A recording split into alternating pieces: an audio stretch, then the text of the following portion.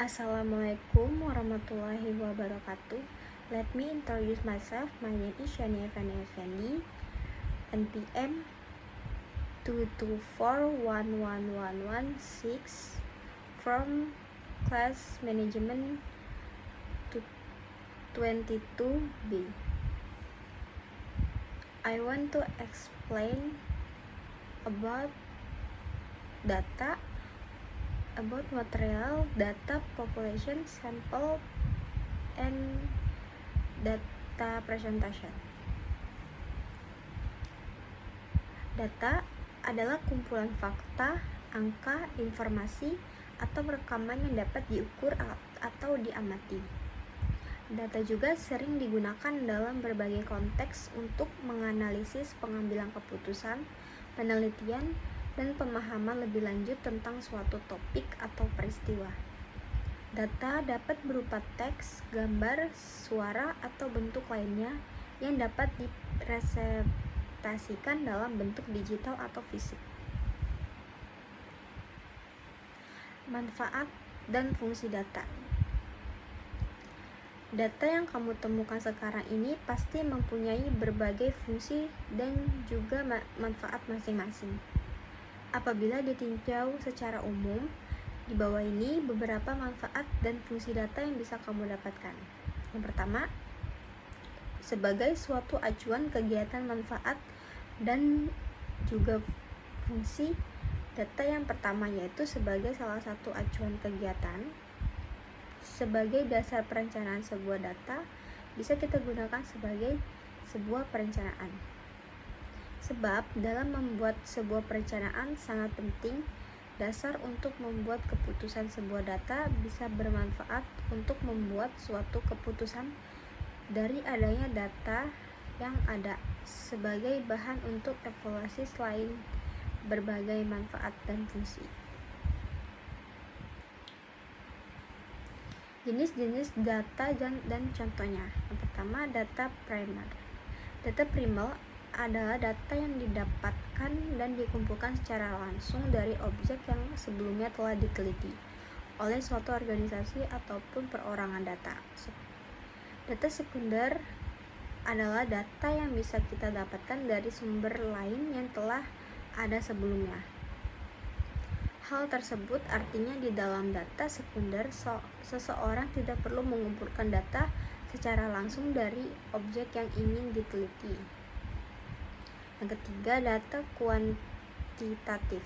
Data kuantitatif adalah data yang didapatkan dengan melakukan sebuah survei data. Data kualitatif berbeda dengan data kuantitatif yang berbentuk angka-angka.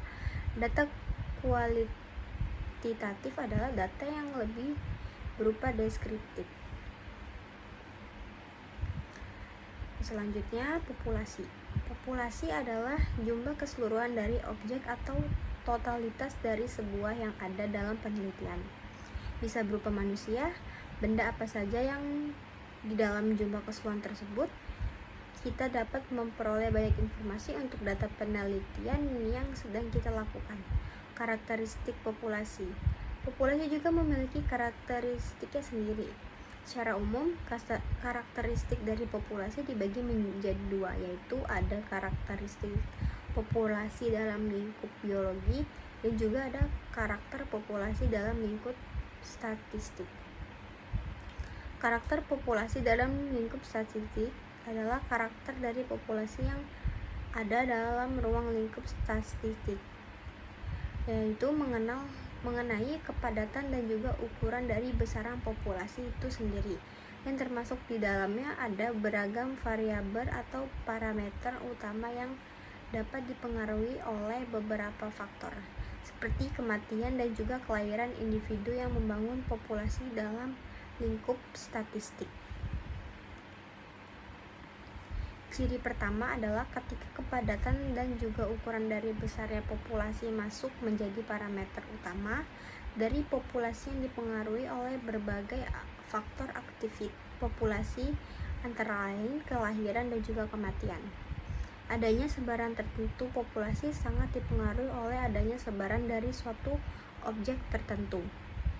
Kemudian juga kondisi iklim, kondisi cuaca, kondisi struktur, dan umur dari objek tersebut dipengaruhi oleh adanya komposisi genetik, adanya dispersi atau disebut juga dengan sebaran. Tetapi yang berbeda dari sebaran ini adalah sebaran ini merupakan sebaran individu terhadap intrapopulasi tabel, yang dimana adalah gambaran yang dikategorikan ke dalam kolom-kolom data yang berisi ikhtisar sejumlah informasi. Selanjutnya diagram. Diagram adalah gambaran yang menerangkan sesuatu yang ditunjukkan dalam sebuah lingkaran. Selanjutnya adalah fungsi tabel. Pengorganisasian data. Tabel digunakan untuk mengorganisir data dalam bentuk sistematis yang memudahkan pemahaman dan referensi pembandingan. Tabel memungkinkan perbandingan antara berbagai data atau elemen dalam suatu tempat. Ini membantu dalam mengidentifikasi perbedaan dan kesamaan. Pengaturan numerik. Tabel sangat efektif untuk menyajikan data numerik seperti angka-angka dalam bentuk angka, presentasi, atau statistik. Selanjutnya, fungsi diagram. Visualisasi data.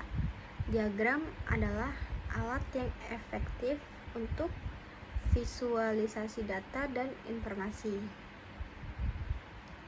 Mereka membantu dalam menyajikan data dalam bentuk grafis yang mudah dipahami, identifikasi pola dan tren. Diagram memungkinkan kita untuk mengidentifikasi pola, tren, dan hubungan dalam data dengan lebih mudah daripada melalui tabel atau teks biasa. Menyederhanakan informasi. Diagram dapat menyederhanakan informasi yang kompleks menjadi representasi visual yang lebih mudah dicerna. Thank you. Wassalamualaikum warahmatullahi wabarakatuh.